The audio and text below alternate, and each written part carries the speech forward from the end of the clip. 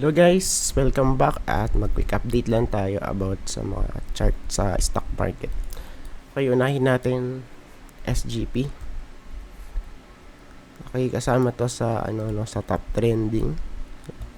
So right now kasi still pa rin to eh. Okay, pa downtrend pa rin Excuse. And meron siyang mahabang rito guys. Gap down, no? Kaya delikado to.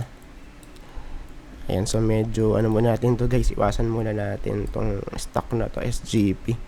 Bearish na bearish. Pwede pa to malaglag actually, no? Okay. Oversold dito. Same sa monthly. So yun nga lang, pwede pang lumubog, no? Ayan. Next, PXP. Ayan, tas bukas mayroon tayo mga i-upload. Baga pala mag-upload na tayo. PXP naman. Okay, so ito yung tsura niya. Okay. Medyo pa downtrend pa rin siya kung titignan natin. Silip lang tayo dito para meron tayo idea kung saan possible mag-retest to. Retest. Dito pwede. Ayan, so 4.03. So halos na touch na nga yun di ba? Yung area na to. At may week na dito sa weekly. Ngayon balik tayo sa daily. Ayan, okay, tignan natin doon kung magre-retest. Let's see guys, PXP yan. Let's see. Tas dito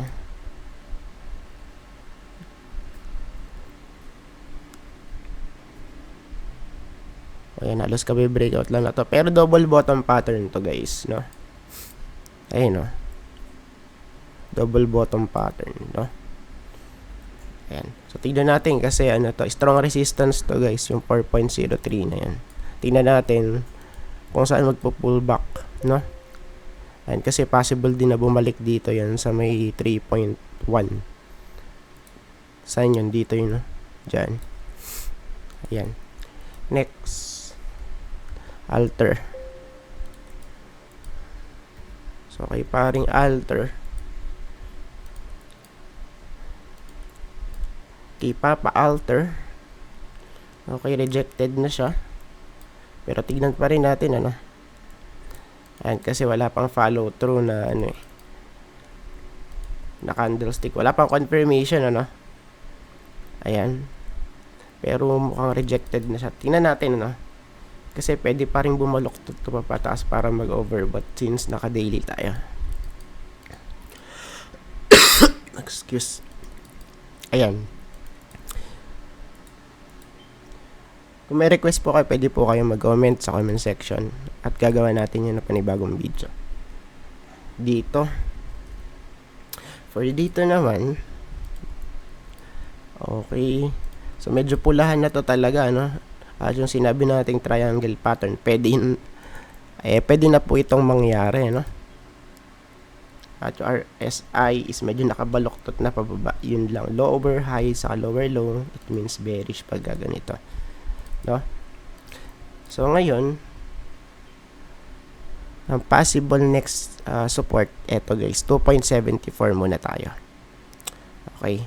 Ayan, 2.74 para kay dito. AC Ayala Corporation for Ayala. Tingnan natin. Ayan, burahin muna natin. Medyo magulo. Ayala.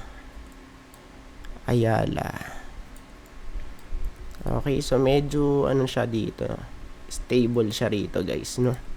So may support niya rito malapit sa 588. Okay. Somewhere here. Pero okay, may trend line ba tayo dito guys? Ayan, so not exactly trend line. Ayan, pero pwede natin sabihin na ano siya, okay, pa downtrend, no? 'Di ba? Okay. So yung nga lang dito, flat. Ayan. So ngayon, ito guys, para siyang nag-accumulate dito. Okay, palagi siya nare-reject, ano? Saan? Ito. Okay, sa area na to. Ayan. So 630 31.6, let's say. So meaning, okay, pwede itong bumagsak dito 602, and kung mag-add tayo dito na support, eto guys, ayan, 601, 602. Ayan, basta malapit dun guys, since overbought naman na rito sa stock, ano, stochastic. Tingnan na natin, tapos nakabaloktot naman ay RSI sa daily chart. So pwedeng ganun yung setup, no? Ganyan, pwedeng malaglag ulit papunta rito. Ayan. Next, AC. Then ASEN.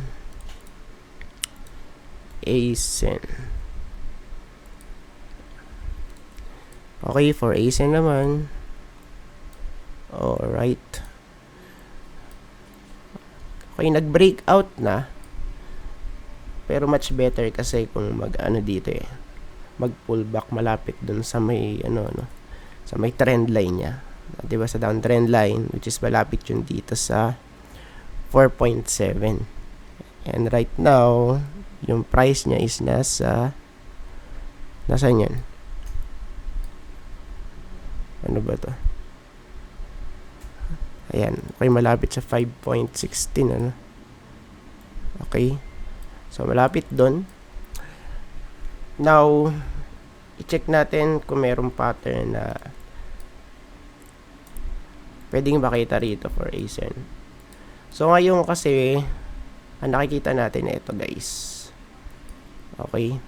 So, meron tayong malapit na support dito, 4.98. Tapos sa taas naman, okay, possible dito guys eh. Ayan, sa 5.5. So, this one, let's take this as a whipsaw, no? Kahit ignore na natin yan. And kung titingnan natin, okay, patalbog-talbog guys. Okay, patalbog-talbog, meaning possible accumulation, no? Kung siya ay mag-i-stay dito sa range na to. Kaya much better na malaglag pa siya rito guys. Ayan, 4.98. So yan po yung support natin for ASEN. Ayan, ASEN. Tapos last two, nickel tayo. Nickel. For nickel, so dito naman kay nickel guys, ayan, kasi nalaglag na eh, no? So tapos na yung kanya era dito guys, no? So ngayon, ang possible ano natin dito, demand zone is dito guys sa 4.94, which is matagal na po natin tong sinasabi, no? Diba? Ayan, how many times na yan na ganun yung setup. So we have here 2021, ano to, May, December 2022, August, December 2022. Okay, so bali pang-apat na to. Tapos ito yung pang-lima guys. Okay, ayan, so possible babalik dito yan, tapos pipitingin ulit. Okay, ayan, so malamang ganun yung maging setup na to, kasi ganun yung kanyang ano eh. Ayan o, yung kanyang rally, ano, since 2021. Kaya tignan natin kung ma-stop dito yan sa 4.94. Yung sinasabi nating demand zone, ano, for nickel.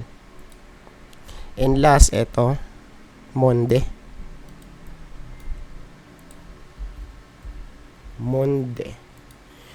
Nisin. Okay, so for Monde guys, so burahin na natin to siguro at panibago tayong drawing. Ayan, para kumbaga medyo hindi tayo ma-stress. Ayan, Tapos add lang tayo. Add. So ito kasi pa downtrend pa rin ano. Since nung ano siya na list. Ayan. 2021 tama ba? Ayan, June ano. So pa downtrend siya guys. And right now, tignan natin kung makaka-recover kasi dito is medyo na-establish na. Ayan. But not exactly established. Well established yung chart. Yung chart. Ayan. Let's see guys. Okay. So ito yung kanyang itsura ngayon ano. Ayan. So di na siya nagke-create ng lower low, no? And yung kailangan natin ditong ma-validate yung higher high. And right now is wala pa tayo nandito sa chart. Ayan. So ngayon ito pa lang. Ayan. So nag-rally. Okay. Tapos rejected dito guys, eh. Okay, parang naging resistance to, eh. Kaya pwede natin tong gawing resistance ano. Yung kanyang previous high dito nung September. Nag-rally siya. Ayan. So ano natin to, gawin natin tong resistance. Ayan. So right now, ito yung magiging basis natin for Monday. And I think tapos na po tayo guys. And see you po sa next video. God bless.